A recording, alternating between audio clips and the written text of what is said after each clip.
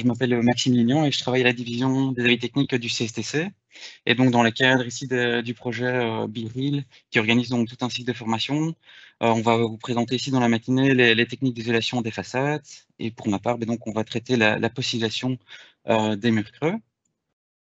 Donc, je ne vais pas m'étendre sur le sujet, mais voilà, cette présentation a été réalisée donc, dans le cadre du projet BeReal. Et donc, au menu ici, dans cette petite heure que l'on a, dans un premier temps, on va aborder quelques petits mots d'introduction, revenir sur le contexte énergétique et l'intérêt de la possibilisation des murs creux. Ensuite, on abordera les différentes primes qu'on peut obtenir dans les différentes régions. Et enfin, on entrera dans le vif du sujet sur la technique de la possibilation, avec une petite partie sur les points d'attention et les conditions constructives pour la possibilisation. Ensuite, un point vraiment lié à la mise en œuvre et le suivi après de la possibilisation, les aspects négatifs ou les petites contraintes qu'on peut avoir à la suite de la possibilisation. Et enfin, on terminera avec quelques mots de conclusion sur cette technique de la possibilisation. Donc, il me semble important de revenir ici sur le contexte énergétique actuel. Donc, on est vraiment dans une situation économico-écologique qui rend un petit peu l'isolation des bâtiments incontournable, et notamment les directives de l'Union européenne à long terme. Donc, pour 2050, l'idée, c'est vraiment de tous les nouveaux bâtiments, de les décarboniser totalement pour 2050 et de les rendre énergétiquement quasiment nuls. Et donc, c'est à la fois valable pour les nouveaux bâtiments, mais aussi le bâtiment existant. Et donc, quand on entend bâtiment existant, c'est tous les projets de rénovation qui auront une importance. Et donc, les techniques d'isolation des façades seront primordiales, et dont notamment la possibilisation des murs creux. Donc, en termes d'intervention d'isolation thermique d'un bâtiment, donc ce sera vraiment incontournable d'isoler les bâtiments existants. Et généralement, donc les premières zones de déperdition, ce sera d'abord la toiture, qui constitue une surface quand même considérable. Et ensuite, on aura généralement le traitement des façades. Donc les façades, ça peut être les murs, les menuiseries extérieures. Et ensuite, on passera à d'autres techniques d'amélioration énergétique du bâtiment. Donc, quand on parle amélioration énergétique de nos façades, de notre mur, donc c'est ce qui va nous intéresser, il y a plusieurs techniques qui sont possibles. Premièrement, ce sera une isolation par l'extérieur. Une autre possibilité sera l'isolation par l'intérieur. Donc, ces deux techniques vont être abordées par ma collègue par la suite, Clarisse Mess. Et donc, nous, ce qui va nous intéresser, c'est vraiment la possibilisation du mur creux. Donc, on va venir remplir la coulisse, comme vous pouvez le voir sur l'illustration ci-dessus. Donc revenons maintenant un petit peu sur l'historique et le principe de ce mur creux, donc qui va constituer la base, on va dire, de la possibilisation de ce mur. Donc il est apparu après la Seconde Guerre mondiale, donc aux alentours des années 45-50. Ça a été une solution qui a été mise au point pour protéger au mieux les murs massifs contre les infiltrations d'eau de pluie.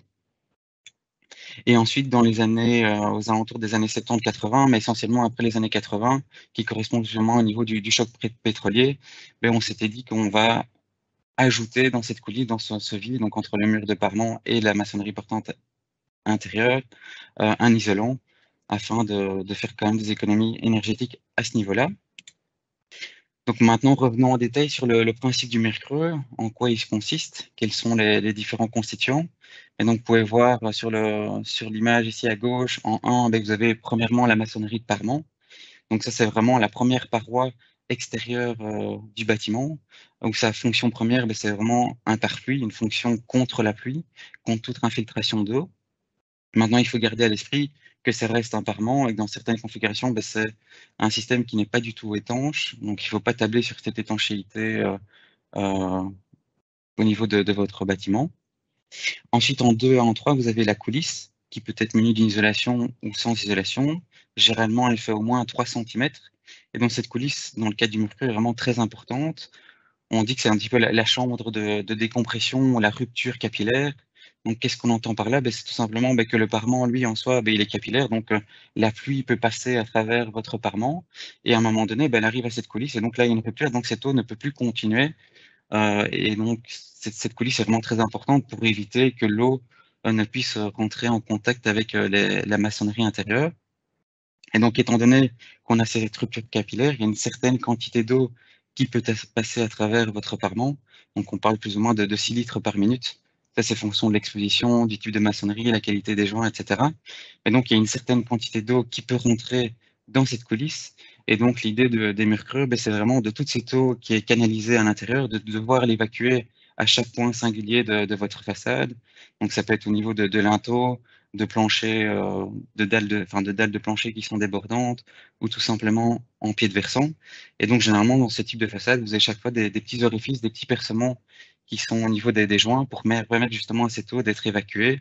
Et donc, cette eau, des fois, elle est peut-être considérable en fonction du mur. Donc, on parle allez, généralement de 3 litres par minute qui peut être évacué. Donc voilà, c'est cet élément-là qui est relativement important, cette coulisse. Ensuite, en 4 et 5, vous avez la paroi intérieure. Donc elle, généralement, c'est votre mur porteur de l'habitation et qui est revêtu d'un enduit. Donc ça peut être un enduit, un plafonnage à base de plâtre ou un cimentage. Donc le rôle premier de cet enduit intérieur, ben, ça va être vraiment d'assurer une étanchéité à l'air qui est très important. Donc c'est elle qui va assurer un équilibre des pressions des deux côtés de votre mur. Si on n'aurait pas cet enduit intérieur, ben, on aurait toujours un risque potentiel de migration d'humidité, que ce soit de l'extérieur vers l'intérieur ou de l'intérieur vers l'extérieur. Donc on verra que ça a toute son importance aussi cet enduit par la suite dans le cas de la postulation des murs creux. Et donc, nous justement, ben, c'est l'idée de pouvoir utiliser cet espace, donc la coulisse, pour pouvoir y ajouter un isolant. Soit on va rajouter un isolant complémentaire ou on va mettre un isolant dans des situations où il n'y a pas du tout d'isolant dans cette coulisse. Donc, quel est donc justement le principe de cette postulation? Ben, c'est on va injecter ou insuffler un matériau isolant dans cette coulisse. Cette injection, cette insufflation va se faire au moyen d'orifices qui seront préalablement forés. Donc, généralement, on les vient réaliser sur la maçonnerie de parement extérieur, mais dans certaines situations, on peut aussi prévoir ces orifices dans la paroi intérieure de votre mur. Généralement, la plupart du temps, donc la post-isolation doit être vue comme une première étape dans l'amélioration de la qualité thermique d'un mur creux existant. Donc généralement, c'est une première étape et elle est combinée bien souvent par la suite par un système d'isolation par l'extérieur. Donc ce principe de la post-isolation, elle a pas mal d'avantages, mais elle a également des inconvénients. Donc je vous propose de revenir dans un premier temps sur les différents avantages. Et donc premièrement, c'est un investissement qui est relativement peu coûteux par rapport au rendement qu'on en aura. On va améliorer quand même les performances thermiques, mais on va limiter les nuisances pour les différents occupants. Donc, qu'est-ce qu'on entend par nuisance? Ben, c'est-à-dire qu'on va très faiblement euh, aller engendrer des travaux importants au niveau de l'habitation. Généralement, il n'y a pas spécialement d'échafaudage, il y a peu de poussière qui est généralisée. Et surtout, ce qui est très important, c'est qu'on va conserver les finitions intérieures et extérieures, ou de moins, on va juste faire des petits trous qui seront rebouchés par la suite. Et donc, d'un point de vue justement au niveau du patrimoine, ça peut être une technique qui peut être intéressante quand on a des bâtiments qui sont classés, donc aussi bien une façade, mais aussi bien des moulures ou des plafonnages ou des fresques à l'intérieur. Donc, c'est une technique qui pourrait être bien appropriée dans le cadre de bâtiments à haute valeur historique. Parmi un autre avantage, ben, c'est au niveau des performances thermiques, donc en termes de réduction du coefficient de transmission thermique du mur, donc ce fameux symbole U, qui est caractérisé par l'unité donc en watts par mètre carré Kelvin, on pourra diminuer ce facteur de 2 à 3. Donc simplement pour petit rappel, donc au plus ce coefficient est faible, au plus votre mur a une haute valeur isolante.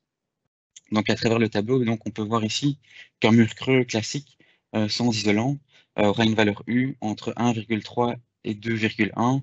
Donc ça, les valeurs varient, c'est tout simplement en fonction des caractéristiques thermiques de votre mur, de l'épaisseur de la coulisse, etc. Actuellement, un mur creux au niveau des exigences PEB, ben, on demande qu'elle se situe à une valeur U de 0,24. Et si on prend l'exemple de notre mur creux qui était sans isolant et qu'on va rajouter une isolation au moyen d'une post-isolation, donc la valeur U va pouvoir descendre entre 0,5 et 0,7. Au niveau des inconvénients, ben, qu'est-ce qu'on peut citer? Ben, premièrement, c'est que la résistance thermique, son amélioration est relativement limitée. Donc ce sera vraiment en fonction de la largeur disponible que vous avez au niveau de la coulisse. Que dans la plupart des cas, malheureusement, c'est une technique qui est quasiment irréversible. Et donc, notamment, on le verra par la suite, mais on ne sait pas toujours tout contrôler l'état d'une coulisse. Et donc, dans certaines situations, on peut avoir des dégradations qui sont inévitables au niveau soit de la façade extérieure, au niveau ou même au niveau des parois intérieures, on peut avoir des problèmes d'humidité.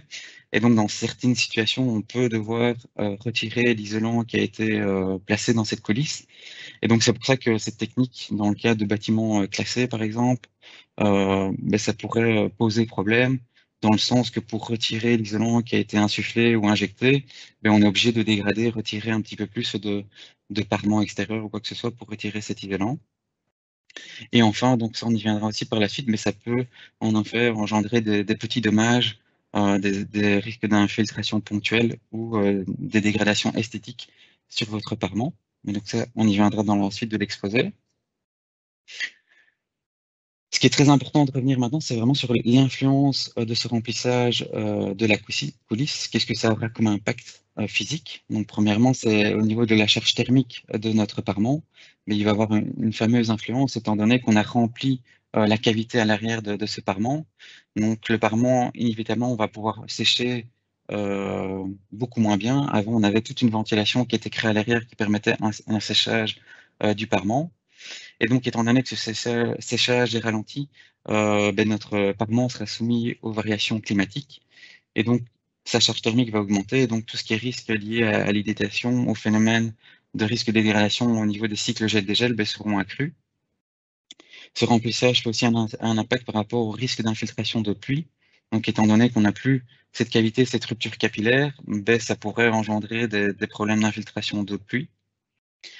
Au moment de l'exécution, ben, la pression qu'on va engendrer de cette isolation, ben, ça peut aussi avoir un impact sur la stabilité. Si au niveau des crochets d'ancrage, ben, il y a des défaillances, au niveau de un manquement de crochets ou des crochets en mauvais état, ben, ça peut avoir un impact négatif. Et enfin, ben, on peut avoir la formation de condensation interne dans notre paroi en fonction de la perméabilité, enfin des différentes couches de perméabilité de notre paroi, si elles sont revêtues par exemple à l'extérieur d'une peinture ou d'éléments émaillés, ou si à l'intérieur on a des défauts au niveau de l'étanchéité à l'air, ben, ça pourrait engendrer des problèmes de condensation interne. Et donc ça, on y viendra également plus en détail par la suite. Donc maintenant, je vous propose de revenir au niveau des primes. Donc, il faut savoir que les primes sont différentes au niveau des différentes régions. Donc, premièrement, en Flandre, les primes se situent à 5 € du mètre carré. Donc, en Flandre, ils imposent aussi des conditions pour obtenir cette prime. C'est-à-dire que la première condition, c'est qu'il faut absolument faire appel à un entrepreneur qui est certifié. Donc, qu'est-ce qu'on entend par certifié? Ben, c'est un entrepreneur qui a dû passer un examen et qui a certifié qu'il a réussi cet examen et qu'il est apte, on va dire, à pouvoir réaliser les techniques de post-sidération. Et en plus, une autre condition, c'est qu'il faudra respecter les spécifications techniques qui sont reprises dans le STS 71.1. Donc ça, on y reviendra aussi par la suite sur cet STS, mais c'est un document qui reprend toutes les prescriptions techniques, les recommandations par rapport à la technique de la précision. En région bruxelloise, la prime se situe entre 8 € et 15 € du mètre carré, avec un maximum de 50% de la facture de l'entrepreneur. Cette prime peut être majorée de 10 € par mètre carré si on utilise un isolant naturel, mais qui présente une résistance thermique au moins supérieure à 1 mètre carré qui est le 20 par watt. Et enfin, en Wallonie, donc là, l'approche est un petit peu différente. Donc la prime est de 15 cents à 97 d'euros par kilowattheure économisé. Et donc là, il y a une étude préalable d'un auditeur qui aura dû estimer l'économie obtenue par la piste isolation. Donc concrètement, qu'est-ce que ça représente cette prime? Ben, prenons un exemple d'un mur creux, par exemple, de 80 mètres carrés, pour lequel on a une coulisse de 6 cm qu'on va remplir à l'aide d'un matériau à base de laine. Donc à Bruxelles, la prime se situera entre 640 et 1200 €. Donc là, ces valeurs-là, ces fourchettes-là, c'est en fonction de la catégorie des revenus du demandeur. En Flandre, la prime s'élèvera à 400 €. Et enfin, en Wallonie, en fonction du rapport énergétique, donc ici, si on évalue avec ces 6 cm et en tenant compte d'une maison standard, et en considérant une catégorie 3 de revenus, donc c'est pour un revenu annuel brut de entre 32 700 € et 43 200 €, la prime s'élèvera à 360 €. Donc vous voyez qu'il y a quand même une différence entre les régions. Simple petite remarque par rapport à ça, donc cette prime qui a été changée, donc elle a été changée depuis 2009. Et donc c'est vrai que ces dernières années, on a un retour du secteur comme quoi en Wallonie, il y a moins de chantiers où on vient réaliser une post-isolation, et ça pourrait s'expliquer par ces changements au niveau de la prime. Donc il faut savoir qu'avant 2019, Donc la prime est un petit peu comme à Bruxelles aussi, un équivalent par mètre carré. Et donc avant, c'était entre 10 € et 14 € du mètre carré. Et donc dans notre exemple ici, si on était encore dans ces anciens échelonnages de primes, ben, la prime se serait située entre 800 et 1120 €. Donc c'est possible que ce soit un des facteurs qui explique qu'on ait moins d'intérêt pour la post-isolation en Wallonie. Donc voilà, maintenant je vous propose de rentrer dans le vif du sujet sur la technique de la post-isolation des murs creux. Donc premièrement, ici on va revenir sur toutes les conditions constructives et les points d'attention avant de réaliser la post-isolation. Ben, qu'est-ce que doit remplir notre coulisse pour pouvoir prévoir pour pouvoir être post-isolé. Donc premièrement, le facteur qui va jouer et qui est essentiel, ce sera la largeur de la coulisse et sa qualité. Donc, de manière générale, on recommande à ce que la coulisse présente une épaisseur de minimum 50 mm et qu'elle soit absente de déchets de saleté dans la cavité. Et qu'est-ce qu'on entend par déchets saletés? Mais c'est tout simplement si on a énormément de bavures de mortier à l'intérieur qui assurent un contact entre votre parement et votre maçonnerie intérieure, ou ça peut être des déchets qui seraient encore des morceaux de bricaillons, de briques ou autres déchets qui peuvent être obturer cette coulisse. Et donc là, cette inspection, on va le faire à l'aide d'un endoscope. Donc c'est la petite caméra que vous voyez ici sur l'une des images. On vient fourrer des petits trous ou carrément on vient réaliser des ouvertures, des évents pour pouvoir contrôler cette coulisse. Et donc là, on va vraiment inspecter cette qualité-là qui peut avoir un impact non négligeable par la suite de la post-isolation. Si on a vraiment une quantité trop importante de bavure, par exemple, dans cette cavité, ben, on aurait une répartition non homogène de l'isolation, ou même ce sera des points singuliers, des points durs entre votre parement et votre paroi intérieur qui pourront engendrer des problèmes d'infiltration ou d'humidité à l'intérieur. Donc c'est un point très important à contrôler. Donc par rapport à cette largeur, donc l'université de Gand a fait pas mal d'études au niveau de murs témoins qu'ils ont fait différents tests. Donc premièrement, ils ont testé un petit peu la largeur de la coulisse à partir de quelle largeur. Et donc on s'est rendu compte qu'avec des largeurs inférieures à 30 mm, ben, la coulisse présentait pas mal de risques et de défauts au niveau du remplissage de l'isolation. Donc on avait une isolation qui était pas suffisamment homogène. Et que de plus, on s'est rendu compte aussi qu'avec une si faible quantité, ben, l'impact énergétique était relativement faible, donc il n'y a pas trop d'intérêt de remplir ce type de coulisses. Et de plus, donc l'université de Gand a fait des études et des essais en modélisant, en réalisant ces murs témoins et en testant les différents matériaux qui étaient utilisés. Donc notamment ici, vous avez le tableau ici à gauche qui représentait une insufflation à l'aide de billes en polystyrène. Et donc, on a fait varier les épaisseurs des coulisses, comme vous voulez voir, de 3 à 9 cm. Et sur le tableau, ben, on voit que c'est vraiment à partir d'une coulisse de 5 à 6 cm que l'apport d'eau, le risque d'infiltration était fameusement diminué. Et pour la laine minérale, ben, on voit aussi qu'à partir de 5 à 6 cm, ben, le risque d'infiltration était quasiment nul. Au niveau de matériaux plus dits synthétiques, donc un matériau type polyuréthane, donc là, on s'est rendu compte que lors de l'essai, il n'y avait vraiment aucune quantité d'eau qui était passée à travers ce mur. Et donc, ouais, les gouttières qui récoltaient à l'arrière de cette plaque en plastique.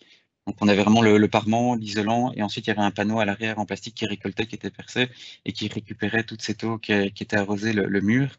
Et non, dans le cas ici, avec un isolant à base de polyuréthane, il n'y avait aucune quantité d'eau qui était passée à travers. Enfin, donc, lors du contrôle à l'aide de l'endoscope, il faut donc s'assurer que les crochets d'ancrage sont en bon état. Malheureusement, mais donc avant, on ne sait pas savoir le type de crochet qui a été appliqué ni quoi que ce soit. Donc c'est une étape qui est quand même assez importante dans le contrôle également. On verra si les crochets sont suffisants, s'ils sont pas trop abîmés ou corrodés. Et si jamais on se rend compte qu'ils sont soit trop abîmés ou manquants, ben, il faudra évaluer en effet si la post-isolation peut être envisagée ou s'il faut envisager des moyens de renforcement avec de nouveaux crochets ou quoi que ce soit. Maintenant, on va s'intéresser vraiment aux caractéristiques extérieures des constituants de la façade ou les constituants à l'intérieur. Donc, notamment, la façade, on sera attentif qu'elle sera absente de fissures, qu'elle ne présente pas de dégâts dus au gel, à la fois donc la brique ou les différents mortiers de pose ou mortiers de jointoiement. On sera attentif si la façade est revêtue d'éléments très perméables ou si la façade est justement, par contre, à l'opposé, trop étanche par rapport à la vapeur d'eau. Et on sera également attentif aux différents détails, donc les ponts thermiques, les risques, le manquement d'étanchéité à l'air. Donc, on va détailler ces différents points par la suite. Donc, un des premiers points, c'est des constituants extérieurs, c'est la perméabilité de votre mur extérieur. Donc, une postulation du mur creux ne sera pas recommandée dans le cas où on serait avec une façade qui serait beaucoup trop perméable. Donc là, qu'est-ce qu'on entend par une façade très perméable? Ça peut être tout simplement la structure de votre façade. Certains types de briques ou de façades en béton, quoi que ce soit, seront plus perméables que d'autres. Ou tout simplement des maçonneries en briques collées avec des joints ouverts ou sans mortier de jointement, vont laisser beaucoup plus passer l'eau. Et donc sur des façades fort exposées aux pluies battantes ou sollicitées grandement par les voies, précédemment, la postulation, cette coulisse avait un rôle très important, c'est elle qui récoltait et récupérait toutes ces eaux de pluie. Et donc, dans ce cadre de type de mur, lorsqu'on va le post-isoler, l'isolation va être encore plus soumise à cette humidité. Et donc, on le déconseille fortement parce que sans doute que le système ne sait pas garantir une étanchéité parfaite. Donc, malheureusement, ce type de façade ne veut pas être post-isolé. On sera attentif aux façades qui présentent des dégâts dus au gel, donc des dégâts dus au gel à la fois au niveau de la brique, mais aussi au niveau du mortier de pose et du mortier de joint-à-banc. Donc, il faut savoir qu'une fois qu'on va post-isoler le mur creux, on va accroître l'action du gel sur le parement et restreindre donc la vitesse de séchage de la maçonnerie. Et donc, une maçonnerie qui est comme ça, qui est fort exposée aux pluies battantes, une fois qu'elle va être post-isolée, elle risque de présenter des dégâts, étant donné qu'ils seront plus sensibles au gel. La façade, si elle présente des mauvaises caractéristiques au gel, une mauvaise résistance au gel, on risque d'avoir des dégâts plus conséquents que précédemment au niveau de la façade. Donc, ce sera vraiment très important d'évaluer un petit peu cette façade, si les briques présentent déjà des écaillements, des petites fissures ou une porosité élevée. Et donc, dans ce cas de figure-là, on aura tendance à ne pas post-isoler ce genre de façade et plutôt la prévoir d'une protection extérieure, donc au moyen d'un bardage, par exemple, ou d'un système d'enduit sur isolant. Donc, il y a à la fois la brique, mais il faut aussi être attentif à la qualité du mortier de jointement et du mortier de pose. Donc, c'est un petit peu comme précédemment. Donc, une fois que le mur est post-isolé, le mortier de pose et le mortier de jointement, aussi seront davantage sollicités par l'action du gel. Et donc, comment est-ce qu'on pourra reconnaître si un mortier de jointement est sensible au gel? Généralement, il est caractérisé par un faïençage, des micro-fissures au niveau du mortier de jointement, comme vous pouvez le voir sur la photo de droite, ou alors ce mortier a déjà été expulsé et déjà est parti. Ou aussi, si on regarde la tronche de ce joint, souvent on a une structure lamellaire ou une sorte de feuilletage, comme ça, différentes couches feuilletées au niveau de ce joint. Et donc, si on est avec un mortier de jointement qui est gélif, on ne va pas recommander non plus la postulation, ou de moins, il faudra le remplacer par un mortier de jointement non gélif. Après, on sera également attentif à la qualité du mortier de pose. Donc, c'est le mortier qui se retrouve derrière le mortier de jointement. Là aussi, si on est en présence d'un mortier qui est gélif, donc si pour des raisons, diverses raisons, il peut être gélif au niveau de ses constituants, une charge trop importante en ciment ou un mauvais module de finesse au niveau du sable, ce mortier a tendance à gonfler en présence d'humidité des cycles gel-dégel. Et donc, dans le cas d'une post-isolation, ça peut être très problématique. Et donc, malheureusement, quand on est avec ce type de mortier de pose, il n'y a pas de solution miracle euh, pour résoudre cette problématique. Et donc, la postulation ne peut pas être envisagée. Et il faut plutôt envisager un revêtement extérieur de la façade étanche, donc soit un bardage ou un système ETIX isolé. Ou alors, si notre possibilité, ce serait vraiment de démonter le parement et reprévoir un parement si on veut absolument avoir une finition de ce type en maçonnerie de parement. Enfin, on va maintenant s'intéresser au revêtement de la façade, donc en présence de façades étanches. Donc, premièrement, des façades qui sont revêtues de, par exemple, un carreau en céramique. Mais dans le cadre d'une posélation, on va éviter ce genre de finition, tout simplement parce que cette finition va bloquer l'humidité et va la laisser emprisonner dans votre parement. Et donc, on a vu que alors, une fois que le mur est positionné, la façade ne sait plus bien sécher plus lentement, n'est plus ventilée. Et donc, en présence, en risque de gel, en période de gel, ça peut engendrer des problèmes d'éclatement de ce type de briques. Et donc, c'est pourquoi on ne recommande pas de post-isoler ce type de mur. Enfin, pour les façades qui sont revêtues d'une peinture, là, c'est un petit peu la même réflexion que pour les systèmes briques émaillées ou revêtements céramiques. Ce sera fonction de la perméabilité, on va dire, à la vapeur de votre peinture. Mais si on a présence d'une peinture très étanche, on pourra envisager une post-isolation uniquement si la maçonnerie présente une résistance au gel. Donc malheureusement, on n'a pas toujours toutes ces caractéristiques. Donc c'est pour ça que c'est des fois important de faire appel vraiment à des gens spécialisés qui pourront vous évaluer si la maçonnerie est fort sensible au gel ou pas. Et en plus, dans le cadre d'une post-isolation en présence de peinture, même si on a avec un système qui est résistant au gel, on pourrait avoir dans certaines situations, si les quantités d'eau sont importantes au niveau du mur, avoir des problèmes de décollement au niveau du revêtement extérieur, donc la peinture, comme vous pouvez le voir sur les photos. Et donc, c'est pourquoi, si on souhaite vraiment revêtir ce type de façade d'une peinture, on devra opter pour des peintures qui sont très perméables à la vapeur d'eau, donc qui présentent des valeurs nudées inférieures à 0,05 m. Donc, dans ce cas de figure-là, généralement, la postulation du mur ne pose pas de problème. Au niveau des caractéristiques, au niveau de la stabilité de votre façade, il faudra s'assurer qu'il n'y a pas de fissures actives au niveau de la façade.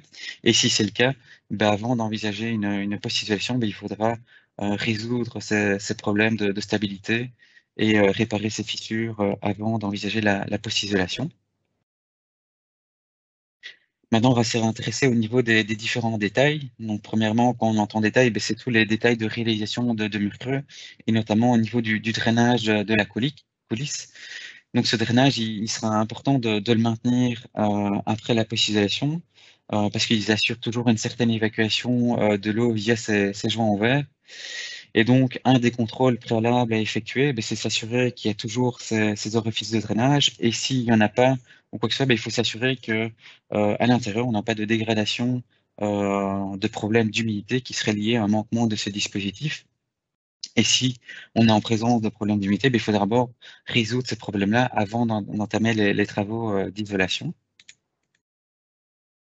Notre point d'attention au niveau des détails, c'est tout ce qui est protection au niveau des façades. Donc, qu'est-ce qu'on entend par protection? C'est tous les dispositifs qui sont placés au niveau des façades pour limiter les entrées d'eau dans votre façade. Et bien, ça peut être en l'occurrence, comme dans l'exemple ici, sur l'illustration, c'est au niveau des couvre-murs.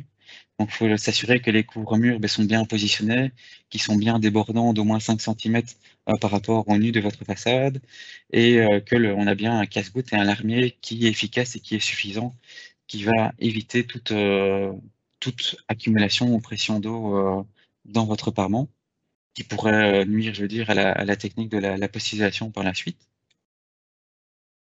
Enfin, un autre détail, c'est plus le côté intérieur, donc c'est par rapport à l'étanchéité à l'air de l'habitation. Et donc, généralement, l'étanchéité à l'air, on a vu qu'elle était obtenue au moyen d'un enduit. Donc, ça peut être soit un cimentage ou un enduit à base de plâtre. Donc là, cette étanchéité à l'air, on a vu, elle était très importante, celle qui va assurer l'équilibre au niveau des pressions entre l'intérieur et l'extérieur. Et donc, en l'absence d'enduit, on a un risque d'avoir un échange de pression. Et donc, qui dit échange de pression dit un risque potentiel de transfert d'humidité à travers la paroi, que ce soit de l'intérieur vers l'extérieur, mais également de l'extérieur vers l'intérieur.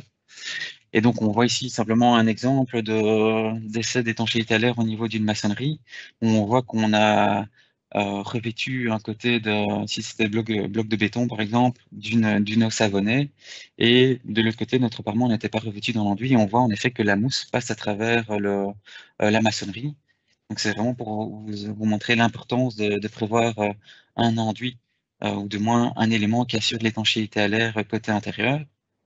Maintenant, c'est clair qu'il y a des situations où on a une partie garage ou un grenier qui est inoccupé et pour lequel on n'a pas revêtu les maçonneries d'un enduit. On va dire que dans ce cas de figure-là, ben, ça n'a pas trop d'importance, l'impact est relativement limité. C'est juste qu'il faut garder à l'esprit et prévenir les clients qu'il y a un risque potentiel que dans certaines conditions et occasionnellement, ben, on peut avoir des taches d'humidité à l'intérieur du mur, surtout que si c'est un mur qui a des conditions d'exposition sévères, mais que voilà, qu'à première vue, vu la nature des locaux, ben, on peut considérer qu'une humidité comme ça occasionnelle ben, ne devrait pas engendrer de problèmes majeurs dans ce type de locaux. Enfin, autre point et détail important, ben, c'est tous les ponts thermiques dans un bâtiment. Donc, il faut savoir qu'il y a pas mal de points comme ça, de 5B, des points d'infection qui constituent des ponts thermiques. Donc, un pont thermique, qu'est-ce que c'est? Ben, c'est une zone pour laquelle on a une surface isolante moindre qui est en contact presque direct entre l'intérieur et l'extérieur. Donc, ça peut être au niveau des pieds de mur, au niveau des différentes membranes d'IBA ou quoi que ce soit qui sont placées qui assure le drainage du mur creux, ben, une fois qu'il sera post-isolé, ben, ces zones-là, on a moins d'isolant et donc on risque d'avoir un pont thermique et donc une zone de dispersion calorifique accrue et un risque de température superficielle plus froide dans cette zone-là. Maintenant, est-ce que c'est un réel problème pour la post-isolation? Est-ce qu'on a un réel risque de condensation? Est-ce qu'on a vraiment des grosses déperditions thermiques? Donc, on va revenir un petit peu plus en détail là-dessus. Donc, premièrement, la première chose à distinguer sur ces risques potentiels d'humidité ou que ce soit au niveau des ponts thermiques, c'est de s'assurer qu'au niveau du bâtiment, ben, on n'a pas de problème d'humidité, qu'on est avec un climat relativement stable à l'intérieur, qu'on n'est pas en présence d'humidité relative anormale, donc on n'ait pas de problème de moisissure, par exemple, dans le coin des pièces ou au niveau des linteaux, qu'il n'y a pas de la condensation qui est superficielle qui se marque sur les parois intérieures. Donc, ça, c'est un premier contrôle à effectuer. Et de manière générale, on s'est rendu compte que des bâtiments pour lesquels on n'avait pas ce type de problème d'humidité, qui étaient correctement ventilés, ben, ça ne constituait pas un obstacle, on va dire, pour la post-isolation. Et donc, à travers différentes simulations on a pu faire, donc on a simulé ici un mur avant la post-isolation, donc on a tous les courbes isothermes qui sont représentées avec les différents gradients de température. Et donc, on voit ici, on avait créé volontairement un pont thermique au niveau d'un linteau. Et on voit qu'au niveau des températures superficielles, ben, on se situe avant pistolation avec des températures de l'ordre de 7 à 8 degrés. Et après la postulation, ben, on se rend compte qu'au niveau du linteau, ben, on a justement gagné en température superficielle au niveau de ces surfaces-là. Mais ça sous-entend qu'en effet, ben, étant donné que les températures superficielles dans ces zones-là sont plus élevées, ben, que le risque de condensation superficielle ben, sont moindres. Et donc, on va dire, même si on a des zones comme ça de pont thermique, ben, la postulation aura un impact positif, on va dire, sur ce risque de condensation superficielle. Enfin, par rapport aux sollicitations extérieures de la façade, ben, ce sera important aussi d'étudier si ces sollicitations sont pas trop importantes pour la post-isolation. Et donc, on devra vérifier la classe de rugosité de votre... dans quelle classe de rugosité se situe le projet et dans quel cas ben, il faudra limiter la hauteur du bâtiment.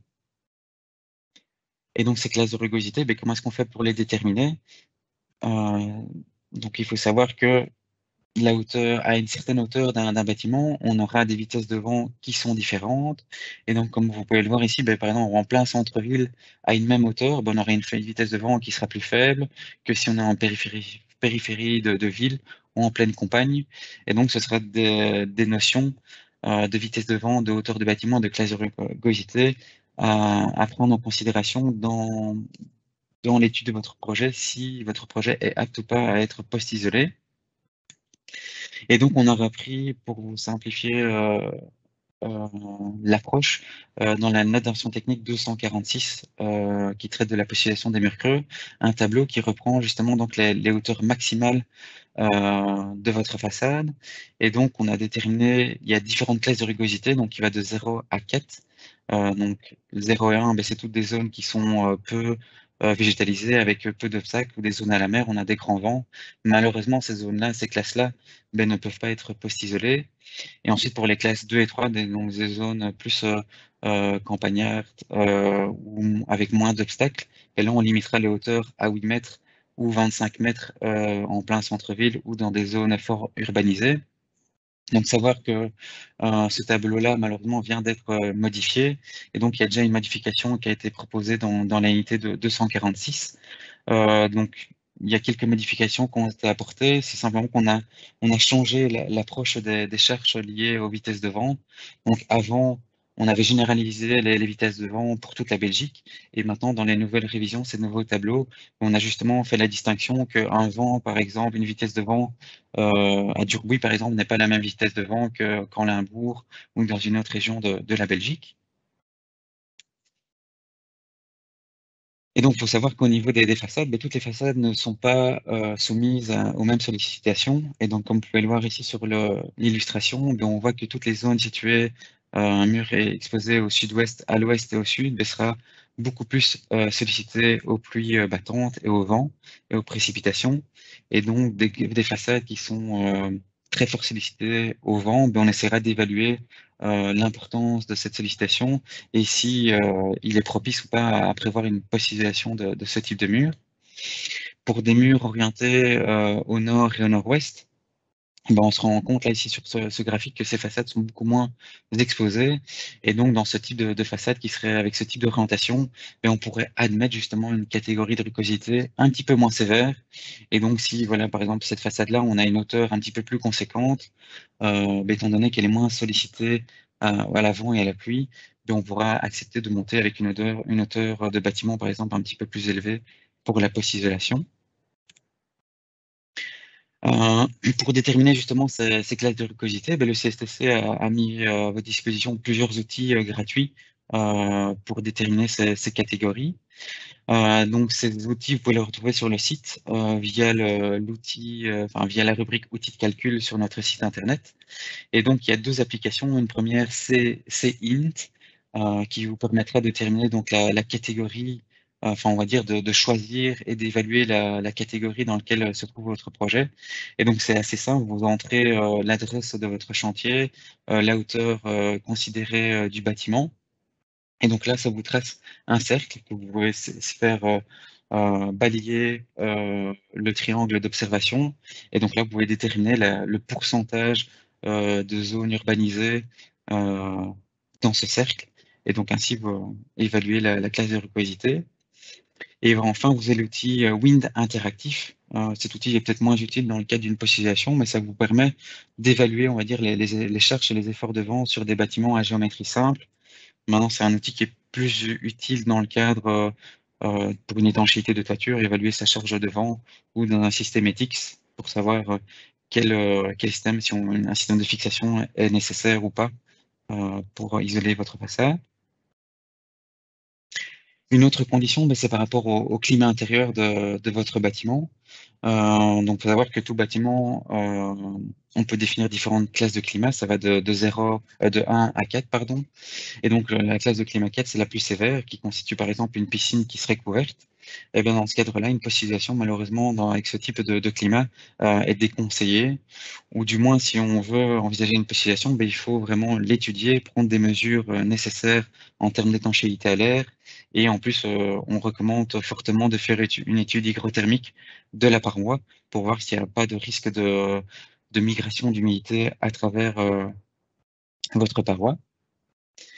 Donc voilà, on a un petit peu balayé les différentes conditions à remplir pour la postulation d'un mercredi. Maintenant, quelles sont les directives de mise en œuvre et le suivi? Donc, premièrement, en termes de matériaux d'isolation, donc il faut savoir qu'il existe pas mal de produits qui pourraient être envisagés. Maintenant, chacun ont leurs propres caractéristiques, des performances thermiques qui sont variables.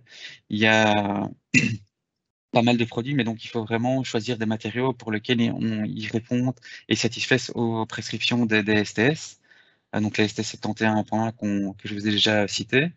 Mais donc si on retient quelques natures de matériaux d'isolation, il y a d'abord tout ce qui est mousse synthétique, donc ce qui sont mousses à base de polyuréthane ou de uréformaldéhyde.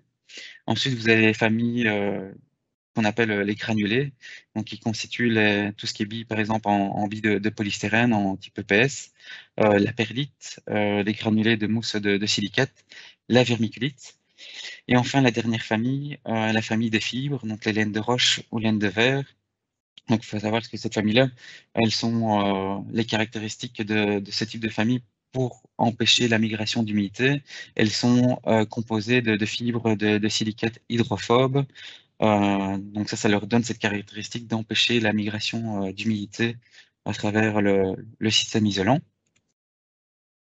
Dans les traits opératoires, ben, on retiendra la première chose, ce sera vraiment toutes les traversées, toutes les obturations, les percements qui sont faits dans votre façade. Il faudra vraiment les évaluer et pouvoir les obturer à leur périphérie, tout simplement pour éviter qu'on ait des matériaux d'isolation qui puissent s'échapper dans ces ouvertures et qui risquent par la suite ben, d'occasionner des dommages et ne plus un bon fonctionnement de cet équipement.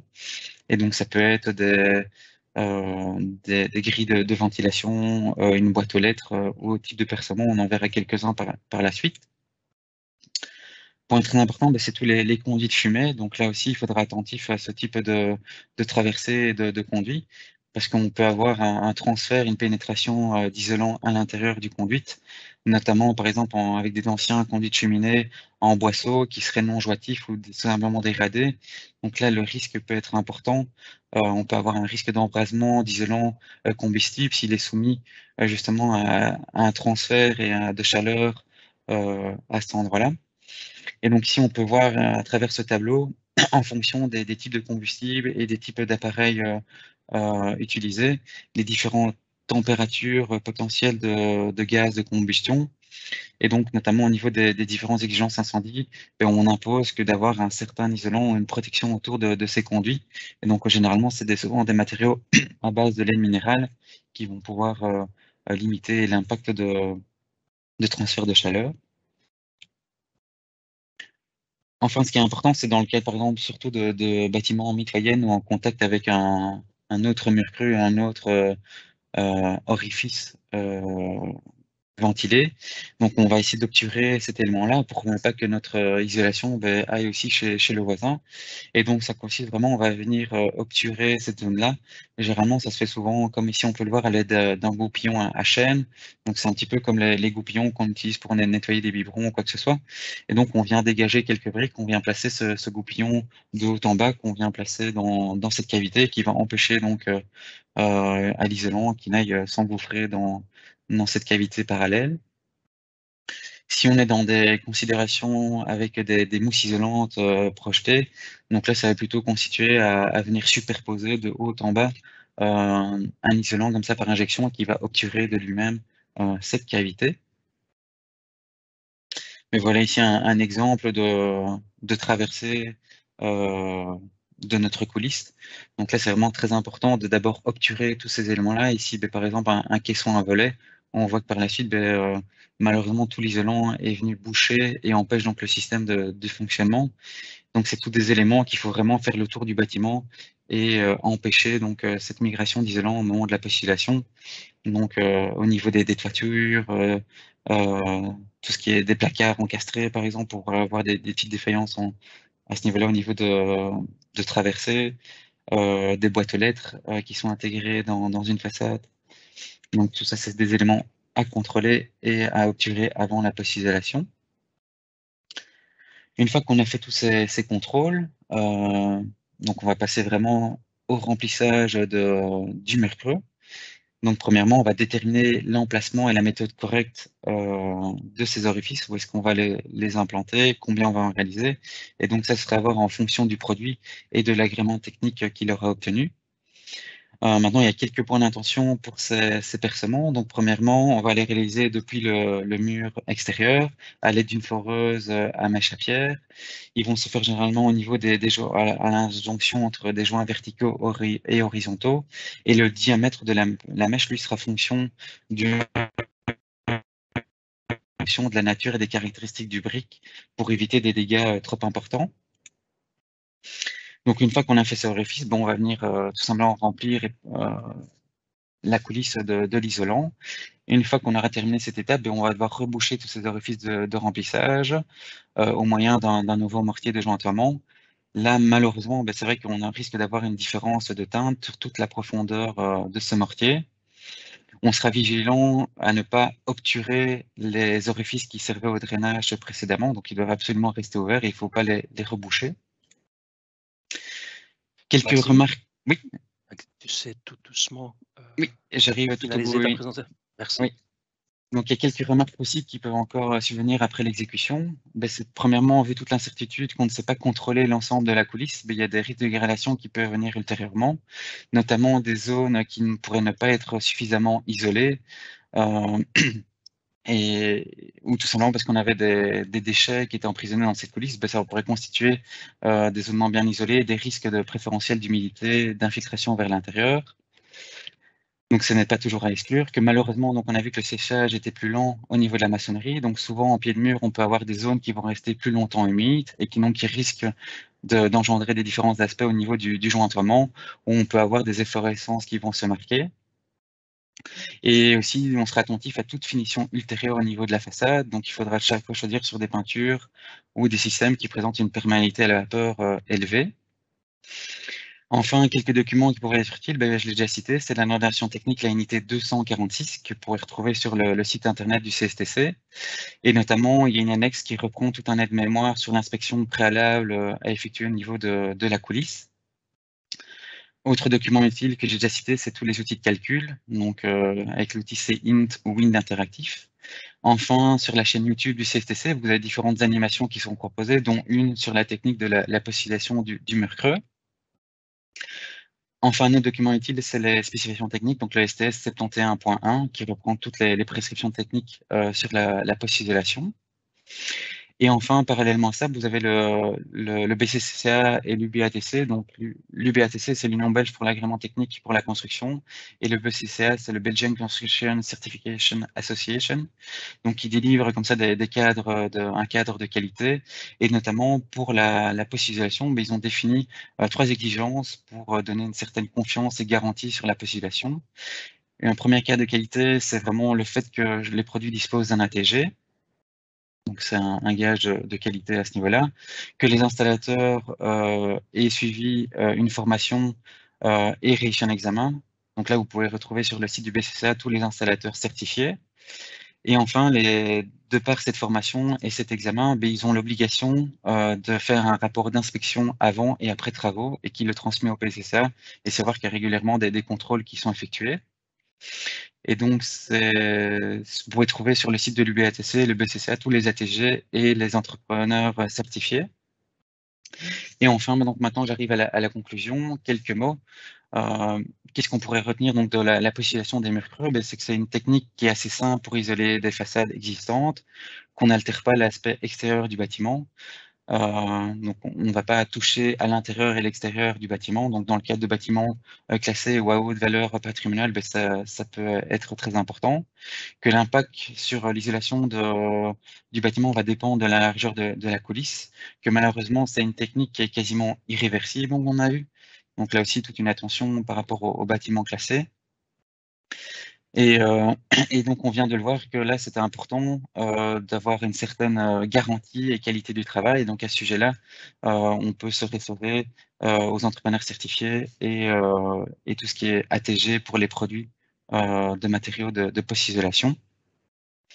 Il y a pas mal de questions. Je ne pense pas qu'on peut les traiter tout. Mais en fait, pour commencer, il y a quelques remarques concernant donc la valeur U max qu'on peut attendre avec une post-isolation d'un mur creux. Donc, en fait, l'exigence en région wallonne, c'est apparemment 0,24 watts par mètre carré Kelvin, ce qui est très difficile, voire même impossible d'obtenir avec une post-isolation. C'était juste une remarque. Et donc, c'est pour ça apparemment qu'on a aussi abandonné certains primes pour l'isolation de la coulisse.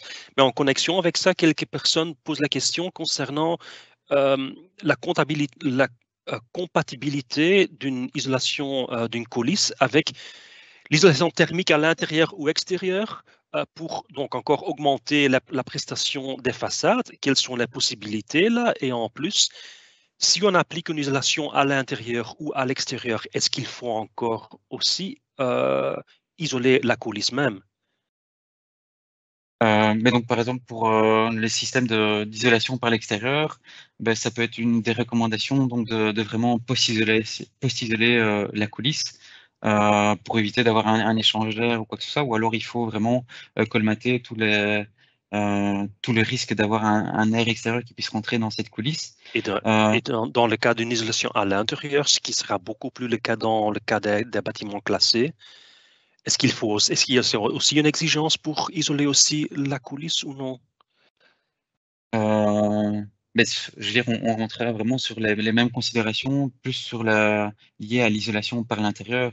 Donc maintenant, c'est clair Mhm, que le fait d'isoler l'extérieur, enfin la coulisse, ça pourrait avoir un impact positif pour l'isolation par l'intérieur. mhm, mhm, Donc, mhm, mhm. Il y avait quelques questions concernant les entrepreneurs certifiés et les frais. Mais bon, je pense que dans les derniers slides que tu as me montré, il y a déjà pas mal d'informations sur comment on ouais. peut trouver des Mais ça, entrepreneurs ouais. certifiés. Donc là, c'est sur le site du BCCA, donc Oui. www.bcca.be, il y a vraiment tout un listing. On peut demander d'afficher tous les entrepreneurs certifiés en Et fonction du dans, type d'isolant qu'on va et prévoir dans la coulisse. dans ce processus de certification, parce qu'il y a aussi des gens qui posent les questions concernant les investigations préalables et les contrôles après l'intervention. Est-ce que ça fait aussi partie de la Ouais. certification des entrepreneurs? Ah oui, OK. Ouais. Donc là, Donc, ils ont vraiment l'obligation de faire un checklist, une to-do list comme ça vraiment avant en travaux. On contrôle ouais, endoscope, etc. Même en cours d'exécution, vérifier si l'isolant est conforme au niveau de sa densité, sa masse volumique et ce genre de choses. ouais, Et après travaux aussi, ils ont cette nécessité de vérifier que tout a été correctement ouais. mis en œuvre. C'est tout un paquet, en fait, que les Oui. entrepreneurs offrent. Il y a aussi des questions concernant les coûts. Je ne sais pas si tu sais répondre à ça, mais je ne sais pas si tu peux donner une idée des coûts pour ce genre Malheureusement, d'isolation. ça évolue Oui, trop, donc c'est impossible. oui, Allez, on sait maintenant que les matériaux isolants ont vraiment fortement augmenté, donc je oui. serais incapable de donner vraiment un prix. OK. Il y avait aussi des questions concernant les matériaux qu'on utilise pour l'isolation. Donc, par exemple, est-ce que j'ai mis ça? Oh mince. En fait, l'application des matériaux biologiques, organiques, écologiques, parce que est-ce que c'est aussi disponible pour les isolations des coulisses? Donc là, il faut voir vraiment sur le site de l'UBATC, parce que allez, Mhm, nous, ce qu'on recommande surtout, c'est de travailler avec des îlots qui disposent d'un ATG. Et donc là, sur le site de l'UBATC, on peut voir afficher tout un listing des matériaux disponibles. Maintenant, je suis mhm. pas sûr que des matériaux à haute valeur comme ça, naturelle, écologique, se retrouvent. Oui. Mais il Parce que je faudrait pense que s'assurer. les Oui, exigences pour les coulisses sont aussi au niveau de leur résistance à l'humidité, parce que bon, il y a oui, toujours un risque qu'ils deviennent oui, humides, oui, donc c'est un peu oui. Et délicat donc, de temps en ouais. temps. Et donc, c'est Et souvent ce aussi, paramètre-là, en effet, qui est problématique. Ouais. ouais, il y a aussi quelqu'un qui mentionnait que l'isolation par polyuréthane était abandonnée car dangereux, cas de pression trop importante. Est-ce que c'est le cas ou non? Ça, j'avoue, je ne sais pas. Oui, ok. Donc, à part, c'était une remarque, mais peut-être c'est quelque chose encore à vérifier. Euh, il y avait encore quelques autres questions, mais je pense qu'il faut continuer avec la prochaine présentation. Donc, désolé pour certaines questions, mais je pense qu'une partie des questions qui ne sont pas posées maintenant sont répondues dans la NIT 246, surtout sur les aspects gélivisité, perméabilité à la vapeur d'eau et la détermination de la rugosité. Je conseille de consulter la NIT 246. Et s'il y a encore des questions, on peut toujours contacter la vitesse technique du CSTC, je pense.